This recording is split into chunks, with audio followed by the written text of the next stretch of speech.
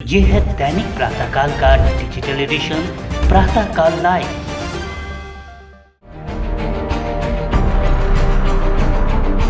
Cruise drugs case में शाहरुख खान के बेटे आर्यन खान का नाम आने और उनकी गिरफ्तारी से गजब सनसनी मची थी। अब 2 साल बाद यह केस फिर से सुर्खियों में है। नारकोटिक्स ड्रग कंट्रोल ब्यूरो के तत्कालीन जोनल हेड समीर वानखेड़े इस पूरे मामले में अब खुद सवालों के घेरे में हैं। वर्तमान में आईआरएस अधिकारी समीर वानखेड़े पर सीबीआई ने भ्रष्टाचार के आरोप लगाए हैं। दिलचस्प है कि इसमें शाहरुख खान की मैनेजर पूजा ददलानी का पुराना बयान समीर वानखेड़े के लिए सबसे बड़ी मुसीबत बनकर उभरा है। पूजा का यह बयान बीते साल 16 जून को नारकोटिक्स कंट्रोल ब्यूरो की विजिलेंस रिपोर्ट का हिस्सा था। इसी के आधार पर सीबीआई ने समीर वानखेड़े और 4 अन्य के खिलाफ 2021 का डेलिया क्रूज ड्रग्स केस में भ्रष्टाचार का मामला दर्ज किया है। इस मामले में गिरफ्तार किए गए लोगों में अभिनेता शाहरुख खान के बेटे आर्यन भी शामिल हैं। पूजा ददलानी ने अपने दर्ज बयान में कथित जबरन वसूली की बात स्वीकार की है। यह भी कहा कि उन्होंने मामले में कथित रूप से 50 लाख रुपए का एक बैग टोकन मनी के तौर पर दिया था और तो और यह सब कॉर्डेलिया क्रूज पर छापेमारी के कुछ घंटों बाद ही हुआ था।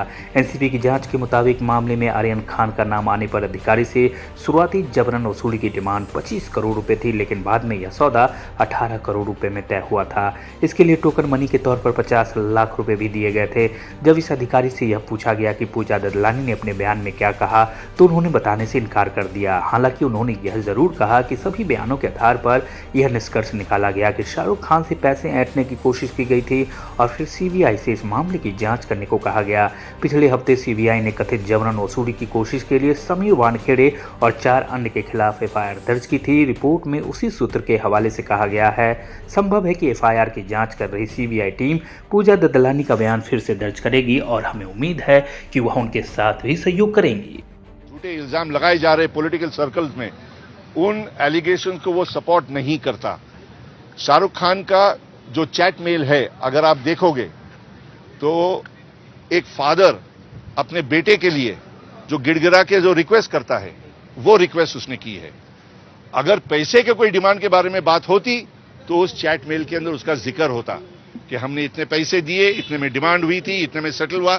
ऐसी कोई चैट कॉन्वर्सेशन नहीं है।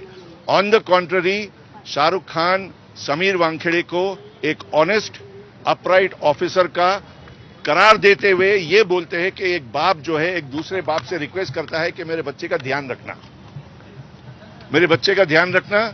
मैं चाहता हूं कि अगर उससे कुछ गलती हुई हो तो उसको हम सुधारें ताकि आगे उसकी जिंदगी बेहतर बने। और एग्जैक्टली उसी लाइन के ऊपर इन्वेस्टिगेशन समीर कर रहा था। उसके ऊपर किसी किस्म का वैसा केस नहीं बना जो कि दूसरों के ऊपर बना गया था। इल्जाम जो लगाए गए हैं वो टोटल बेबुनियाद इल्जाम है। उन इल्जामों को बेबुनियाद बताने के लिए शाहरुख खान का चैट एनेक्स किया गया।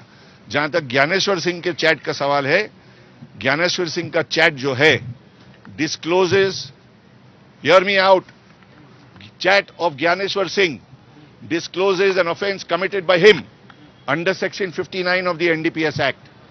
And we have mentioned in this particular petition that the CBI, which has said that the complaint is registered against unknown persons, should be widened.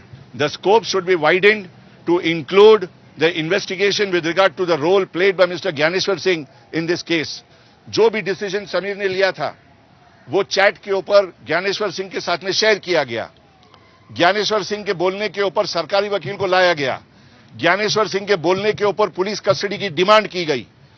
Jail custody जाने के बाद में पुलिस कस्टडी की demand क्यों नहीं हुई, उसके सवाल ज्ञानेश्वर सिंह ने रेज किए हैं।